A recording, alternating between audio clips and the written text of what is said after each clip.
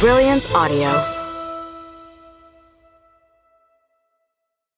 The New Person by Loretta Nyhan. Performed by Amy Mcfadden, Christina Traister, and Stephen Borne. Chapter 1. Roxy. "Mom, we need to get moving," whispered my sweet boy Arrow. "We can stand here as long as we want. We're on the sidewalk. Public property." "Mom."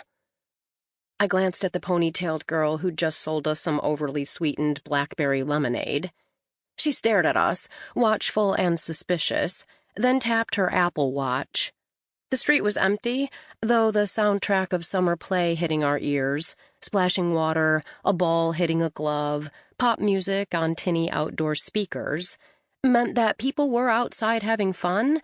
We just couldn't see them. "Do you want more?" the girl asked. "It's another $1. You can't—" She paused, testing the word in her head first. "Loiter." I held up my glass. "Slow drinkers." "Mom." There was no garbage can, so I took our plastic cups and hung them on a nearby tree. "Okay, I'm done stalling. Get in." "We can leave the car here and walk." "I want to drive up," I said. "It's my grand entrance." We crawled back into my suffocatingly hot Honda. "Wait," Arrow said. "Since we're only going half a block—" He tugged his skateboard from the back seat. "Can I?" "No way! Please, I'll be super careful." "Fine. I'm going to idle, though. That means I'm not putting my foot on the gas. This will be slow. Like, really slow." Arrow nodded and began the laborious process of putting on his helmet and knee and elbow pads. "Do you think Dad really bought a trampoline for his new backyard? He said we could even hook the basketball hoop on one of the support poles so I can practice dunking." 7 might be the age of reason, but 9 was the age of comparison. I lived in a tiny 2-bedroom apartment above a dry cleaner. My ex had recently moved into a retro on the outside, fully updated on the inside, mid-century masterpiece in this suburban wonderland known as Willow Falls. His backyard offered 2 levels of weedless grass. My backyard was a gravel parking lot.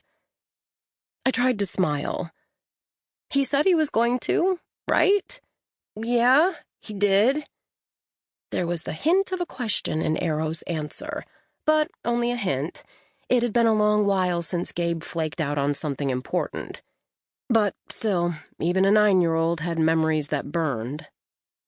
"Maybe Livy could help set it up if Dad didn't get to it yet," I said. Arrow was facing away from me, but I could feel the eye roll. "Be nice, Mom." "I'm always nice, Arrow." Yes, that really is his name. His dad and I were young, really, really young, when Arrow was born.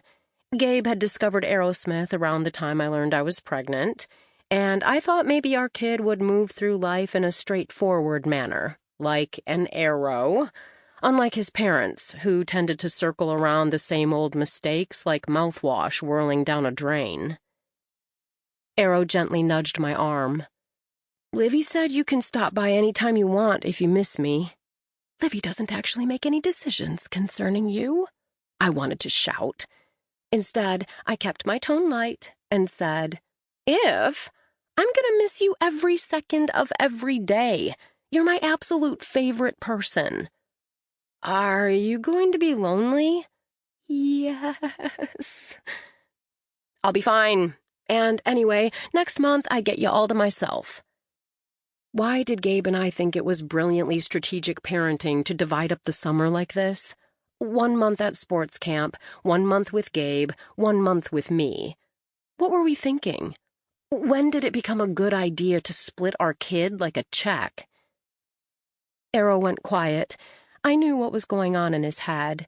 Guilt was the base emotion for a child of divorce. "Are you ready?" Excitement lit his sweet brown eyes. "Yes!"